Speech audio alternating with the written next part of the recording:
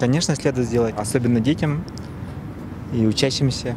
Ну, а взрослый контингент, он, скорее всего, сам решает, делать ему прививки или нет. Каждый год получаю почти.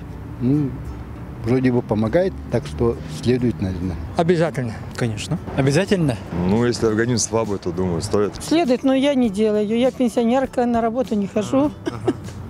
Так что инфекций у меня мало дома. На мой взгляд, это толку нету это. Потому что гриппов очень много, да? Очень много разновидностей. А тут это на один вид или на несколько видов только эта прививка делается. Поэтому это из печати мы хорошо знаем, что кто привился, нам вроде еще болеет это. Ну, думаю, помогает. Помогает? Ага. Ага, вы постоянно делаете? Делает. А вы сами делаете? Нет, Нет, я почему? гриппом не болел никогда. Никогда не делала. А почему? Ну, как-то обхожусь.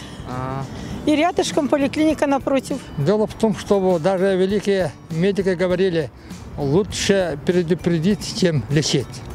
Вот поэтому я всегда считал и считаю, медицина должна опережать, и прививки, и притом от массовых заболеваний, они обязательны. И мне кажется, и медицинские работники, да и сами люди, пациенты в этом должны быть очень заинтересованы, и нужно их взаимное понимание и взаимное сотрудничество. Прививки нужны обязательно.